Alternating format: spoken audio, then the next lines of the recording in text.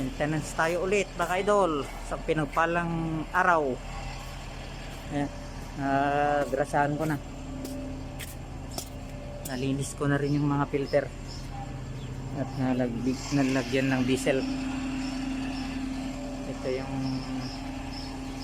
pinagpapakain sa baka, New Holland. Okay na yan. Yan o, loob. Diyan yung kinakarga yung damo. Ito mga idol. Yan. Tapos putulin niya dyan yan. Tapos dito ilalabas sa parang pinaka-conveyor niya.